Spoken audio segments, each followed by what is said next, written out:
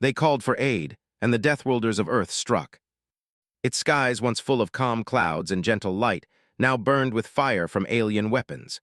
Cities lay in ruin, forests scorched, and rivers poisoned.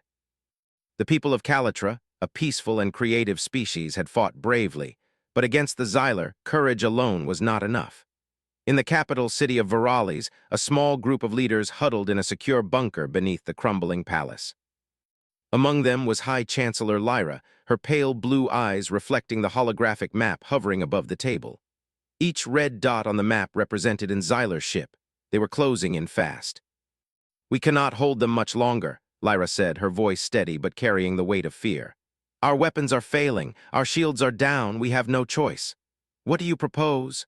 asked one of the council members, his antennae twitching nervously. "If we surrender, the Xylar will destroy us." Lyra shook her head. "We cannot surrender. We will not survive without help. We must call for aid."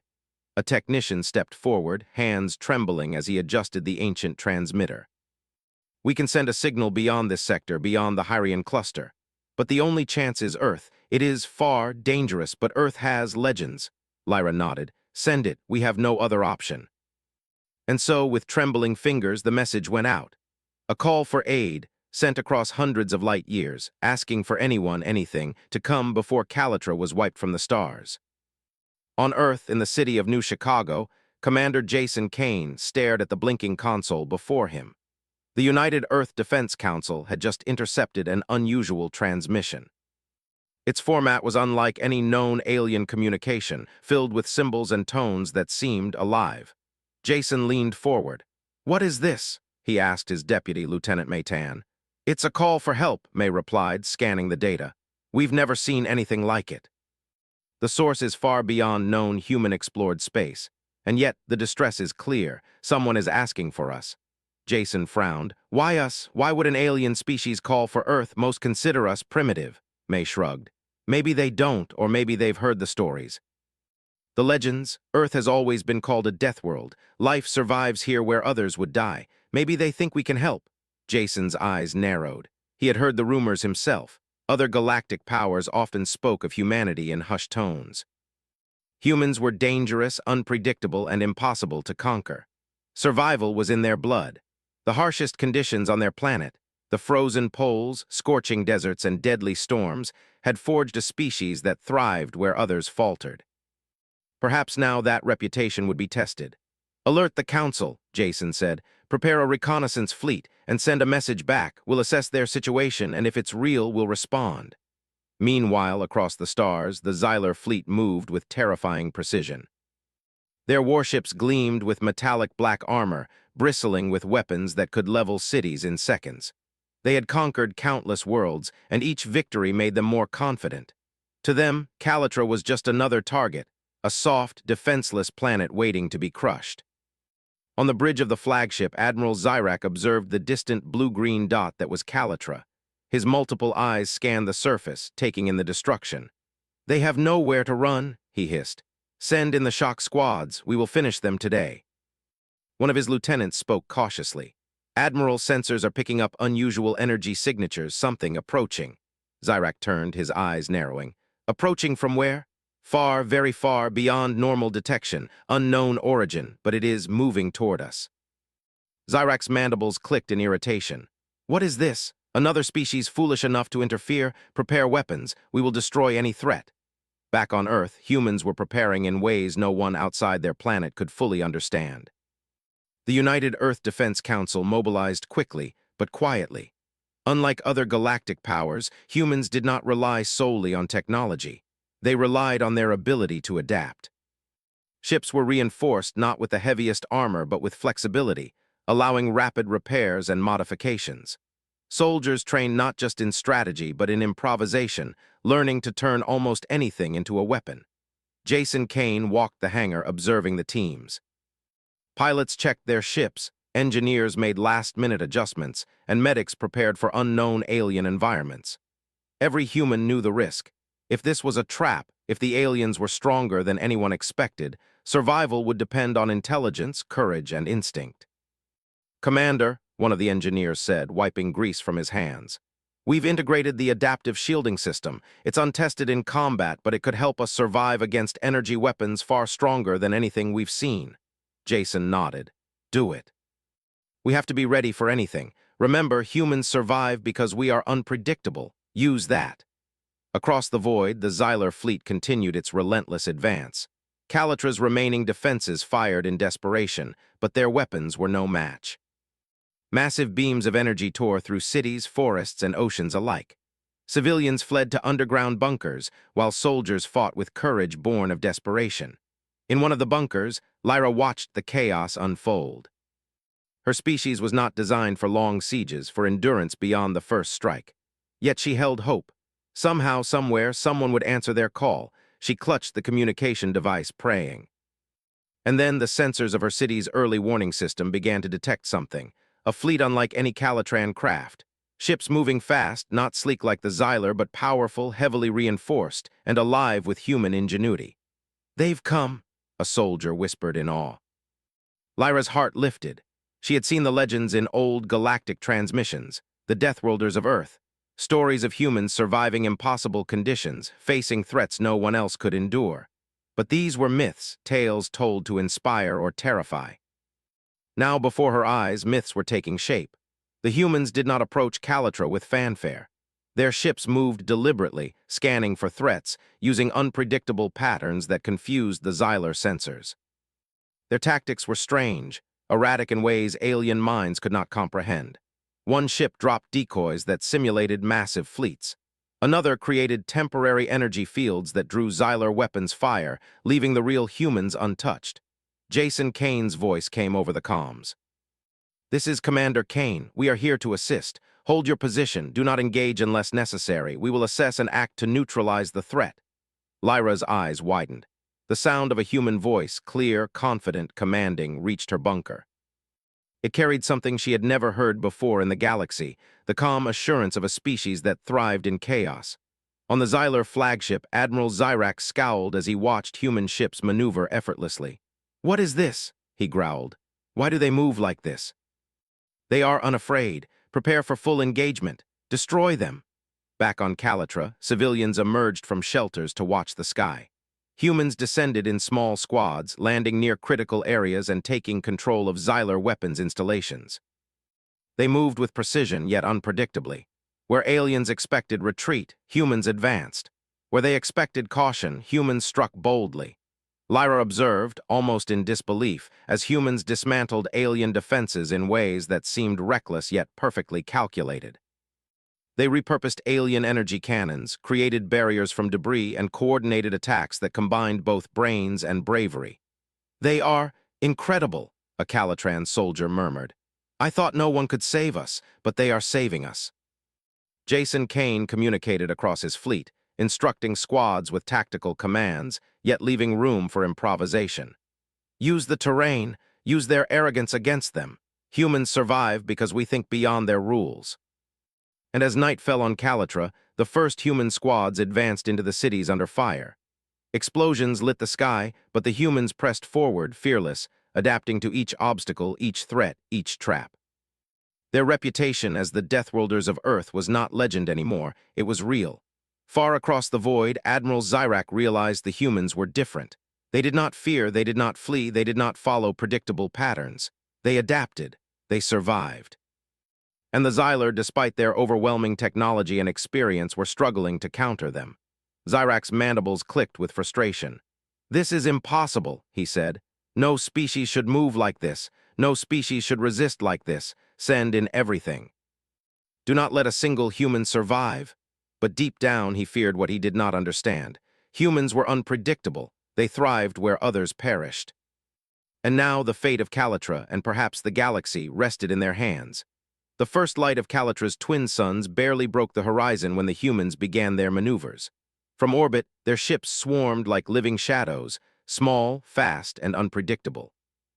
They did not move in neat formations like the Xylar fleet. Instead, they split, weaved, and darted between the alien warships, confusing sensors and forcing the Xylar to react to each move. Commander Jason Kane stood on the bridge of the flagship Endurance, overlooking the holographic battlefield projected in front of him. The Xylar fleet was larger, more powerful, and heavily armed, but size and technology were not everything. Humans had something the Xylar could never anticipate: creativity, adaptability, and fearlessness. "Sensors indicate the Xylar ships are overfiring," Maytan said, her hands dancing across the control panel. "Their energy shields are weakening faster than expected." "Our decoys are working," Jason nodded. "Good, keep the decoys moving. Focus on confusion, not destruction. We will save the planet without losing it ourselves." On the surface, Calatra's defenders watched in awe. From their hiding places in ruined cities, they saw human squads land with precision. Unlike the Xylar, who advanced like a tide of destruction, the humans moved like predators, calculating, patient, and lethal. In the ruins of Virales, one human squad led by Captain Alina Reyes approached a partially destroyed Xylar weapons depot. The squad consisted of engineers, soldiers, and medics, all working as one. Their first task was to neutralize the automated defense turrets without alerting nearby enemy forces. Alina crouched behind a half-collapsed wall, signaling her team to spread out. "Remember, Xylar weapons are fast but predictable. Watch their patterns and strike where they are weakest. Move quietly, stay sharp, and improvise if necessary." The squad nodded. Using their portable shields and EMP devices, they disabled the turrets with minimal noise.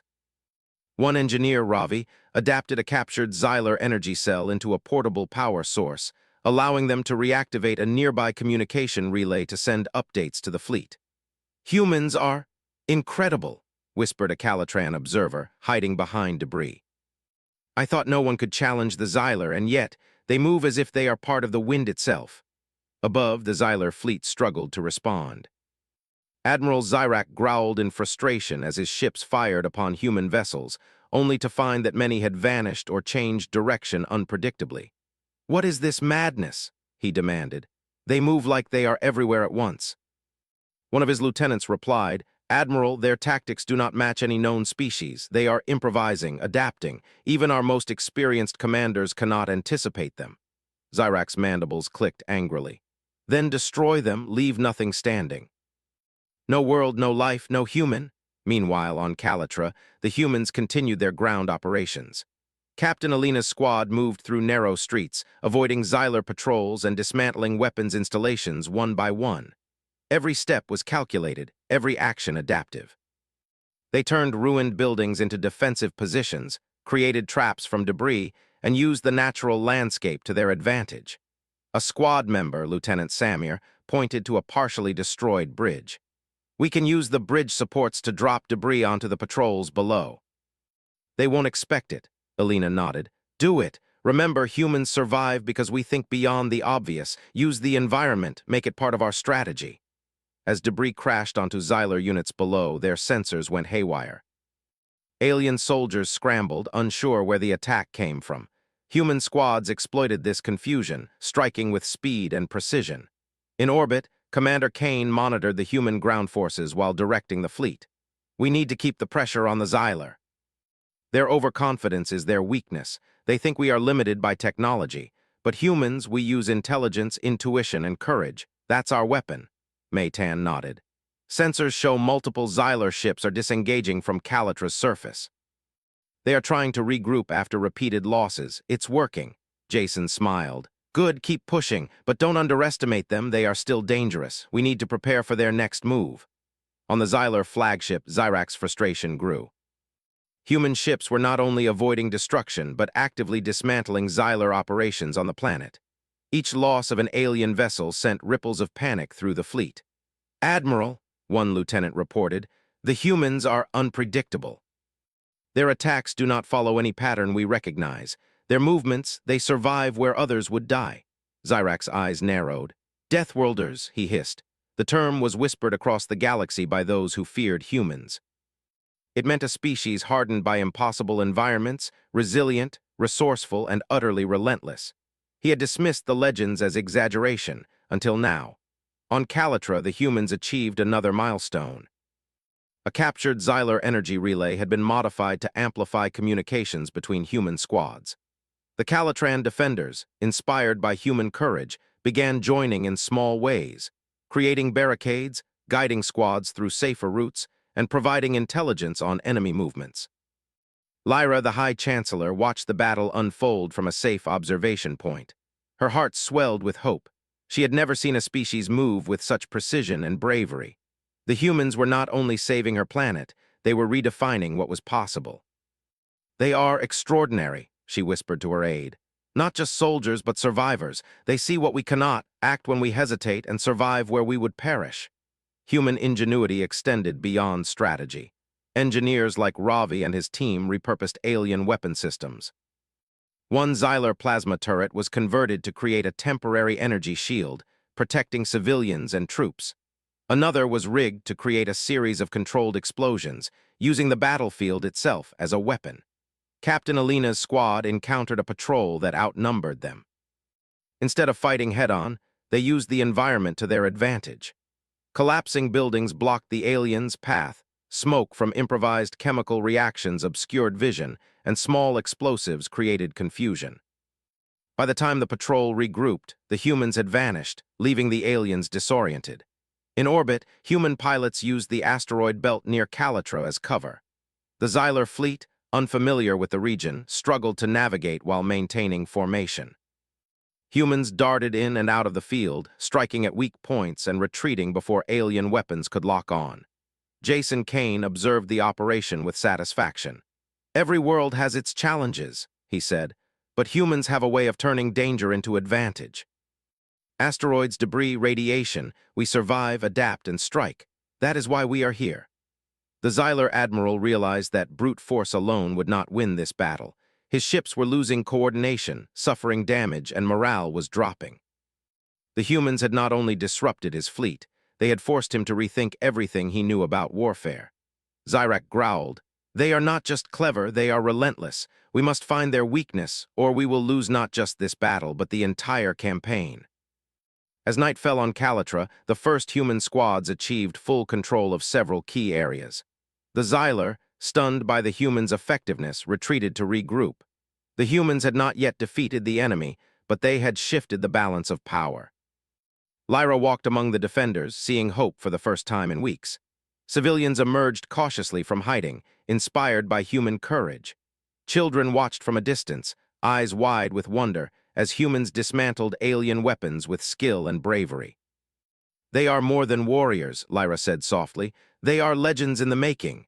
Commander Kane contacted Captain Alina on the ground. "Status?" he asked. Alina replied, her voice calm yet firm. "We've secured multiple key points. Civilians are safe and the Xylar are disorganized, but they have not given up. We must remain vigilant. They may strike harder tomorrow." Jason nodded. "Good work. Remember, humans survive by thinking ahead, anticipate, improvise, and never retreat unless necessary. The Xylar underestimate us, and that will be their mistake." The first day of battle ended with an uneasy silence. Fires burned in distant cities, but human squads had secured positions, protected civilians, and forced the Xylar to retreat in confusion. Calatra's people celebrated cautiously, aware that the battle was far from over. High Chancellor Lyra looked to the sky. The humans who had answered their call were extraordinary, fearless, inventive, and unstoppable. The legend of the Deathworlders was true. Earth's warriors had arrived, and for the first time in weeks, hope was alive in the hearts of Calatra's people. Far across the stars, Admiral Zyrak seethed. The humans were unlike any enemy he had faced. They did not fear, they did not flee, and they did not obey patterns. He realized that defeating them would require more than weapons. It would require understanding something alien even to the galaxy's most advanced minds: human determination. And so, the stage was set. The humans had arrived, the Xylar had underestimated them, and the battle for Calatra and the galaxy's perception of humanity was only just beginning. The battle for Calatra had shifted. Humans had forced the Xylar to retreat, but victory was far from complete. From orbit, Commander Jason Kane studied sensor data. One reading made him frown. "May, what is that?" he asked, pointing to a strange energy signature near the Xylar fleet's core. Maytan scanned the readings. "It's massive, larger than any weapon we've seen in this sector. Energy levels suggest it could destroy the planet if fully activated, and it's powering up." Jason's jaw tightened. "That's no ordinary weapon. If the Xylar complete it, Calatra and possibly nearby systems will be annihilated. We cannot allow that." He turned to the fleet commanders. We need a strike team, small, fast, and precise. We go in, disable the weapon, and get out. No brute force. Intelligence and improvisation only. On the ground, Captain Alina Reyes prepared her squad. We're going into enemy territory. Sensors indicate this weapon is inside a massive Xylar war station orbiting a nearby dead planet, she explained. It's heavily guarded, but we will use their arrogance against them. Humans survive impossible odds because we anticipate, adapt, and never surrender. The squad nodded. Each member had been trained for unconventional combat, but this mission would test every skill they had. Engineers carried portable hacking devices. Medics carried adaptive biofilters to survive alien environments. Soldiers carried weapons that could be modified mid-battle. The humans approached the Xylar war station in stealth shuttles. Its exterior was sleek and black, bristling with weapons and sensors. Alien patrols moved predictably along programmed routes, patterns that humans could exploit. Captain Alina surveyed the patrols through her augmented visor. We move in groups of 3, small, fast, and silent. Avoid detection. If we are seen, improvise and adapt. Trust your instincts. Lieutenant Samir smiled. We've done this before, but never like this. Alina's eyes were sharp. This is bigger. Failure means Calatra dies. Humans survive because we fight smarter, not just harder. Remember that? Inside the station, Xylar officers monitored human movement with arrogance. They are coming, one said. Do not underestimate them. Admiral Zyrak's mandibles clicked. We will crush them. These humans are clever, but we are superior. They cannot survive here. Yet for the first time, a flicker of concern crossed his eyes. The humans did not move predictably. They did not panic. They adapted, learning and changing faster than any alien system could anticipate. Captain Alina's squad navigated corridors filled with alien technology. The walls pulsed with energy and the floors hummed with Xylar power. Sensors and traps were everywhere, but humans relied on intuition as much as equipment. Tripwire ahead, whispered Samir, pointing to a thin energy filament. Alina nodded. Using a small device, they created a temporary field that masked their presence and allowed them to pass safely. A little further, they encountered a patrol squad. Instead of engaging directly, the humans used the environment. A panel above released a controlled spark, triggering a small alarm in another sector. The Xylar patrol, distracted, ran toward the sound. The humans moved silently behind them, neutralizing the threat with swift, precise strikes. Every step they took, every decision, combined strategy and improvisation, the hallmarks of humanity. Meanwhile, Jason Kane coordinated orbital support. Deployed drones to disable external defenses but avoid detection. Let the humans inside do what they do best. Think beyond the obvious. Drones zipped through the station's outer hull, temporarily shutting down energy shields and redirecting power to create gaps for the ground team. The Xylar scrambled to respond, but their reactions were slow, rigid, and predictable, human intelligence outpacing brute force. Inside the station, Alina's team reached the weapons control core. It was massive, a spherical device pulsing with lethal energy, encased in protective armor. The readouts showed it was nearly fully charged. If activated, it would release enough energy to destroy Calatra in seconds. Ravi, the engineer, studied the interface.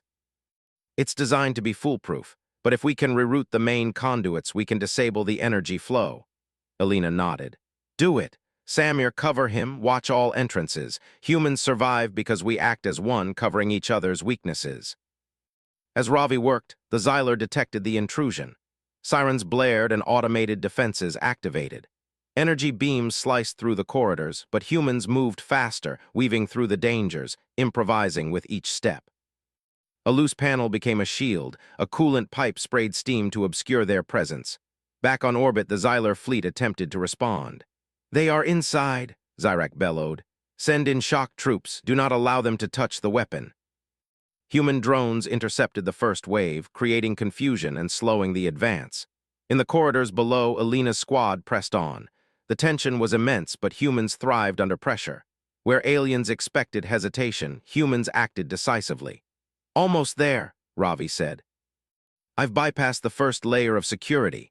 Alina glanced at the weapon. Its pulsing energy seemed to hum in rhythm with her heartbeat. Good. Now the final step. Samir, help me stabilize the conduits while Ravi reroutes the power. Together they worked. Sparks flew, alarms screamed, and the station shook under the strain. But humans adapted, improvising as systems failed. Every failure was a lesson, every obstacle a chance to survive. Finally, with a final adjustment, the weapon's energy flow halted. Its deadly pulse slowed and then stopped. The threat to Calitra vanished for now. Elena exhaled, wiping sweat from her brow. "It's done. Calitra is safe," Ravi smiled. "Humans survive because we never give up, even when it seems impossible." The Xyler, stunned by the human success, scrambled to retaliate. Admiral Zyrak's eyes widened. How did they survive this?" One of his lieutenants hesitated. "They adapted. They used the station itself against us. They think differently, faster, smarter." "We cannot predict them." Zyrak's mandibles clicked with frustration. For the first time, he realized that brute strength alone could not defeat humans. They were resilient, clever, and fearless, a species that could survive impossible odds.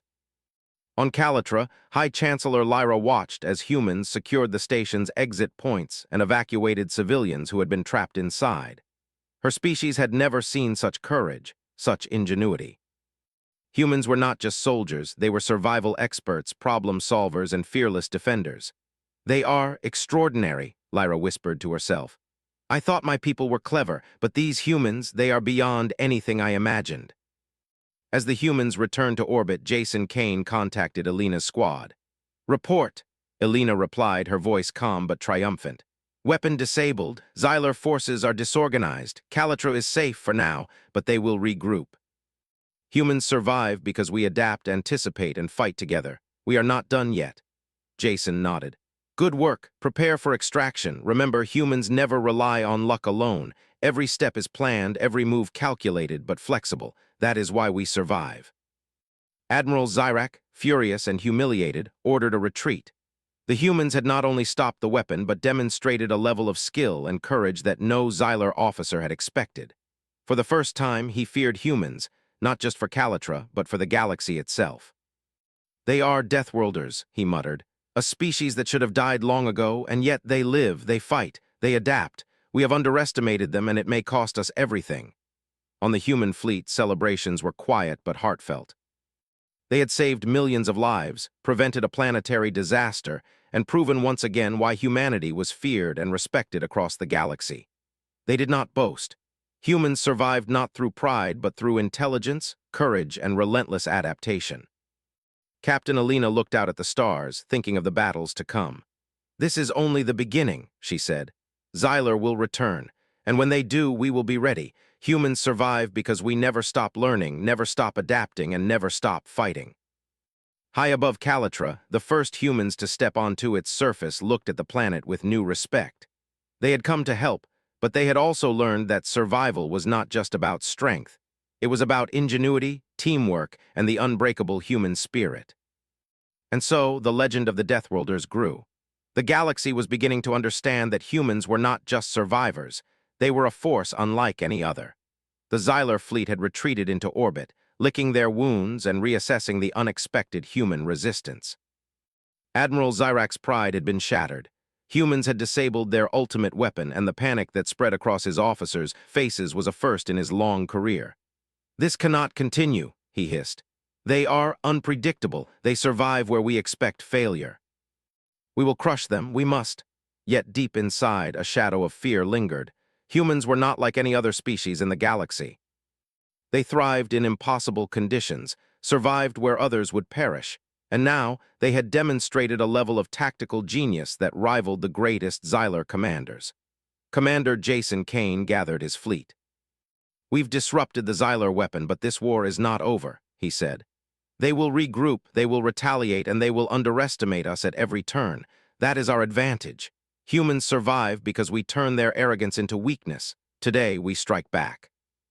Human pilots adjusted formations, their ships moving in unpredictable patterns, weaving through asteroid fields, debris, and the radiation storms that many species avoided. Where other fleets relied solely on firepower, humans relied on ingenuity, improvisation, and adaptation. On Calitra's surface, Captain Elena's squads worked quickly to fortify positions. Civilians were guided to safe zones, while humans prepared ambush points for Xyler ground forces. Engineers like Ravi rigged, captured alien weaponry to create traps and distractions. Each move was precise yet adaptable, designed to exploit Xyler assumptions. Alina surveyed the city from a high ridge. Remember, humans survive by thinking beyond the expected. The Xyler will anticipate our patterns, they always do, but we will change them. We will strike where they do not look, adapt, improvise, and execute. Her squad nodded, each member ready for what lay ahead. Above, the Xyler began their assault. Warships fired massive energy beams, attempting to suppress human movements. But humans were everywhere and nowhere. They split into multiple small groups, striking at weak points, then disappearing before Xyler sensors could lock onto them. Lieutenant Maytan's voice came over the comm. "Commander, the Xyler are focused on our ships in orbit.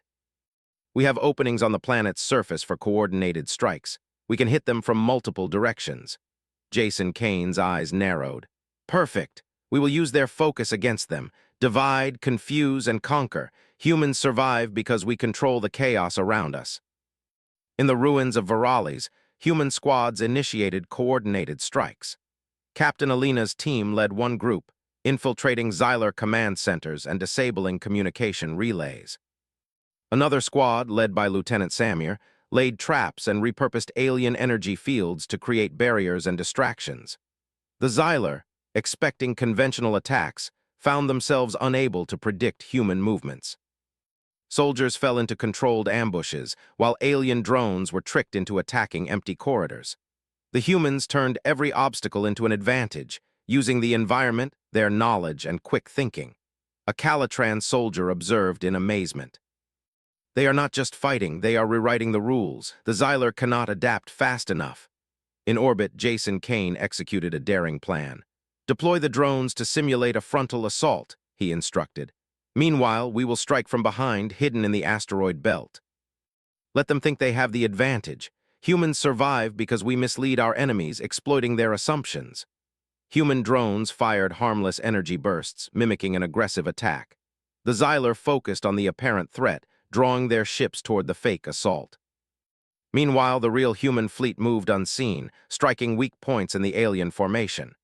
Energy beams clashed in space, but humans used shields, adaptive maneuvers, and unpredictability to avoid damage. They were fast, flexible, and unrelenting. Every Xyler ship destroyed was a testament to human ingenuity. On the surface, Captain Alina's squad advanced toward a critical Xyler supply hub. Energy shields surrounded the structure, making a direct assault impossible. But humans thrived in impossible situations.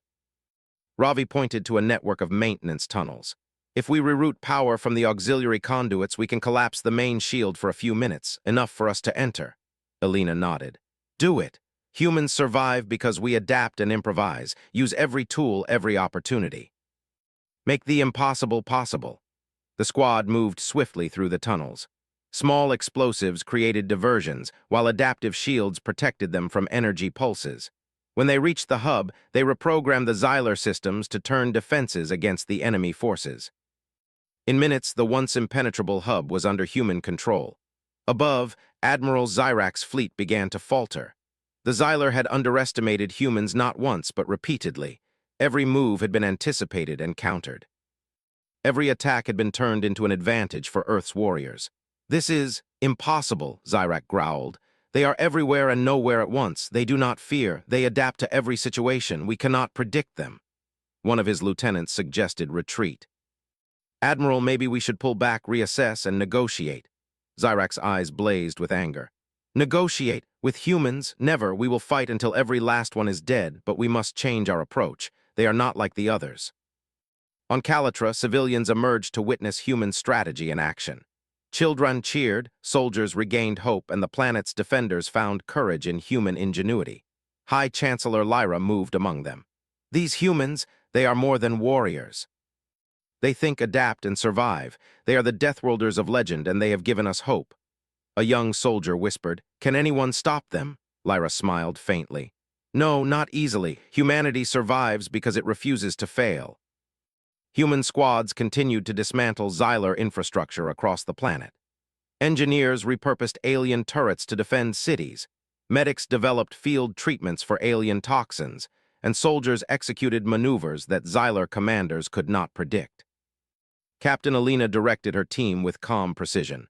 Focus on efficiency, not heroics. Humans survive because we act with intelligence and courage. Each move counts and every decision matters. Adapt and victory is possible. In orbit, the Xyler attempted a counteroffensive. Massive energy beams fired toward human positions, intending to decimate key squads. But humans used the terrain, debris, and adaptive shields to survive. They moved unpredictably, splitting into small units, striking and vanishing. Jason Kane's voice rang over the comm. Hold your positions, use the environment, confuse them. Humans survive because we turn danger into opportunity. The Xyler ships, unable to adapt as quickly, began to fall back. Losses mounted, morale dropped, and chaos spread through the alien fleet. The day ended with human forces holding the high ground, both on the planet and in orbit. Calatra's cities were scarred but secured. Xyler troops retreated, battered, and demoralized. Commander Kane addressed the fleet. Today, humans proved why we are feared and respected across the galaxy. We survive where others perish. We adapt where others fail. But this is not over. Xyler will return. Humans survive because we are ready for anything, and we will not falter. High Chancellor Lyra observed the humans standing together on Calatra's surface, their ships casting shadows over the landscape. She felt awe and gratitude. "They are extraordinary," she whispered. "Not just warriors, but symbols of hope, resilience, and intelligence. They are why we live." Captain Alina's squad regrouped, checking weapons, repairing shields, and preparing for the next engagement.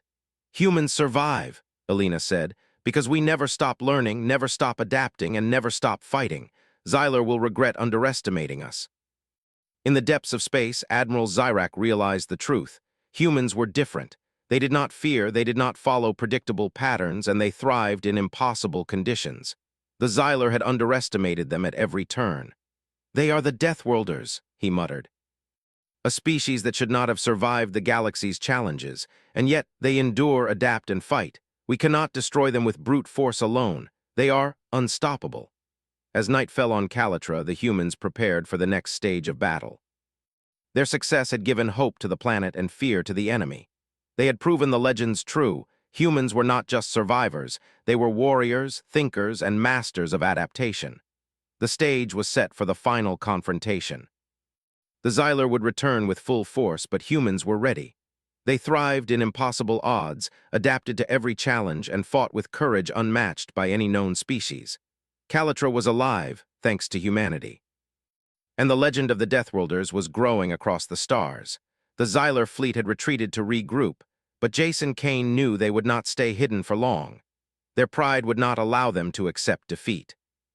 The humans had disrupted their weapon, struck at their forces on the planet, and turned the tide of battle. But the final victory required precision, courage, and ingenuity. "Today, we finish this," Jason said, standing on the bridge of the flagship Endurance. His gaze swept across the assembled human fleet. "Xyler underestimated us at every turn. They do not understand humans. They never will. But we will show them why Earth's warriors are called Deathworlders.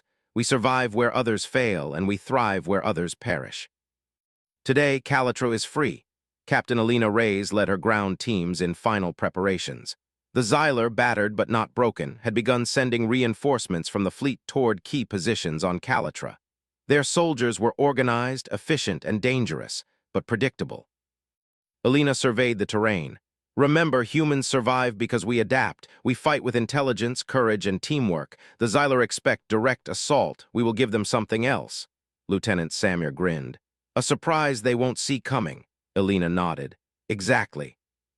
Use the environment. Use their arrogance against them, and never forget we are humans, we survive." In orbit, the human fleet moved with deliberate strategy. Small squads of ships weaved unpredictably, striking weak points in the Xyler formations while avoiding direct confrontations. Drones created decoys, drawing the enemy into traps, while human pilots exploited every flaw in the alien fleet. Commander Kane coordinated the maneuvers. Divide their attention, confuse them, and strike decisively. The Xyler rely on rigid strategy. Humans survive because we think beyond patterns. Use everything they give you. Turn it into our advantage. On the ground, Alina's squad infiltrated Xyler command centers. Using modified alien technology, they disrupted communication lines, rerouted energy from weapons to defensive systems, and created controlled chaos among enemy forces. Small teams moved with precision, covering each other's weaknesses and exploiting the Xylers' predictable behavior. A squad member, Engineer Ravi, whispered as he reprogrammed a turret, "Every obstacle is an opportunity." Humans survive because we see possibilities where others see danger. Alina smiled. Exactly. Keep adapting. Keep moving. The Xyler cannot predict us, but we understand them well enough to win. In space, Jason Kane's fleet executed a bold strategy. The human ships split into 3 groups, each taking a separate approach path. The Xyler, expecting direct attacks, were drawn into an ambush set in the asteroid field near Calatra. "Keep calm," Kane's voice echoed over the comm. "They expect panic. We give them intelligence. We give them patience. We strike together and we strike hard." As Xyler ships entered the trap, humans emerged from hidden positions, striking weak points in unison. Shields flickered, weapons overloaded, and chaos rippled through the alien formation. Humans were everywhere at once, unpredictable and relentless. Back on Calatra, Alina's team had reached a key Xyler supply hub. The hub contained energy cores capable of powering massive weapons across the planet. Humans needed to secure it before the Xyler could use it in a final assault. Ravi worked quickly, rigging the cores to self-neutralize while creating defensive energy shields around human squads. "Done," he said. "They won't get these cores back." Alina nodded. "Humans survive because we act faster, think smarter, and fight together. Cover me. I need to lead the final push." The squad moved like shadows, striking quickly at Xyler patrols, avoiding unnecessary conflict, and using the terrain to their advantage. Every action was calculated but adaptable, human improvisation in its purest form. Admiral Zyrak, observing from orbit, realized the humans were unstoppable. "They are not like any enemy we have faced," he growled. "They are clever, adaptable, fearless. Every attack we plan is countered. Every weakness we see, they turn against us." One lieutenant dared to speak. "Admiral, perhaps retreat is the only option. We cannot win against them." Zyrak's mandibles clicked angrily. "Retreat? Never. If we pull back, humans will think victory is ours. We cannot allow it, but we must change our approach. They are unpredictable." Humans, sensing the Xyler hesitation, pressed forward. Captain Alina led her squad into the heart of the Xyler command center. Energy pulses from damaged systems crackled around them, but humans thrived under pressure. Lieutenant Samir pointed to the main control console. "This controls all remaining Xyler forces on Calatra. If we disable it, the battle is ours." Alina nodded. "Do it. Remember, humans survive by using every tool, every opportunity, and every bit of ingenuity. Adapt and act. That is why we win." Ravi connected his devices, bypassing alien security protocols. Alarms blared, but the humans moved with speed and precision. Automated defense turrets fired, but shields and improvisation protected the squad. With a final surge, the console was neutralized. The Xyler forces on the planet faltered, their coordination collapsing. Above, the Xyler fleet attempted a final strike against human ships. Energy beams sliced through space, but humans moved unpredictably, exploiting the chaos. Ships that seemed trapped suddenly disappeared behind asteroids or through calculated maneuvers. Drones intercepted attacks, drawing enemy fire and creating openings. Jason Kane's voice commanded calm and confidence. "Humans survive because we anticipate, adapt, and never yield. Strike now, strike together, and show them why Earth's warriors are called Deathworlders." The human fleet executed synchronized attacks, hitting weak points in the alien vessels. Xyler ships were destroyed faster than reinforcements could arrive. Morale collapsed, and the retreat became inevitable. On the planet, Captain Alina's squad watched as Xyler soldiers surrendered or fled. Civilians cheered, tears of relief flowing freely. The impossible had been achieved. Humans had saved Calatra. Alina breathed deeply, her heart racing from the intensity of battle. "Humans survive," she said softly, "because we refuse to give up. We adapt, we fight, and we endure. Today, we prove it." Commander Kane contacted the planet. "Caltrans, the Xyler are retreating. Your cities are safe, and your people are free. Humanity has answered your call, and we will always stand with those who fight for their home." High Chancellor Lyra, standing among her people, felt hope swell in her chest. "They are more than warriors. Humans are legends." They survive where others perish, they fight where others flee, and they protect where others fail. Calatra owes them everything. In orbit, Admiral Zyrak watched his fleet retreat, humiliated and defeated. The humans had not only survived, they had outthought, outmaneuvered, and outlasted his forces. For the first time in his career, he felt fear.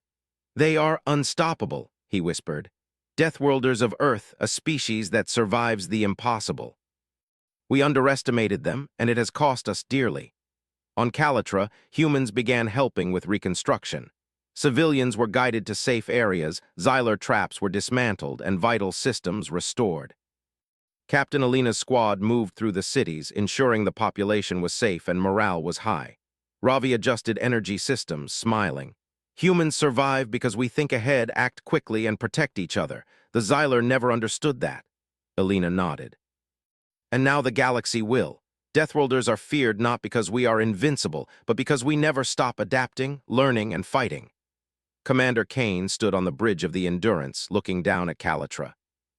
Fires from battle still burned, but hope glowed brighter than any flame. Humans had arrived as allies, but they had also proven something greater, the unbreakable human spirit. "Humanity survives," Kane said. "Not because of technology alone, but because of courage, ingenuity, and unity. The Xylar have learned a lesson today. Never underestimate humans. Never assume we will fail. We adapt, we endure, and we conquer." High Chancellor Lyra addressed her people. "Calatra owes its freedom to humans, the Deathworlders of Earth. They came when we called for help, and they have shown us what courage, intelligence, and perseverance truly mean. Let their deeds be remembered for generations." The people of Calatra cheered, honoring the humans who had saved them. Children looked up at the human soldiers with admiration, inspired to emulate their bravery. For the first time in decades, the future seemed bright. Captain Alina, looking at the horizon, whispered to herself, "This is what it means to be human. We survive the impossible. We fight for those who cannot fight for themselves. And we never, ever give up." On the distant edges of space, Admiral Zyrak and the Xylar fleet vanished, defeated but not destroyed. They would remember Earth's warriors, the Deathworlders, and perhaps in the future, approach humanity with caution. For now, victory belonged to humans. Calatra was free. The Xylar were humbled, and the legend of humanity, the Deathworlders of Earth, spread farther across the stars than anyone had imagined. Humanity had arrived, and the galaxy would never forget. The end.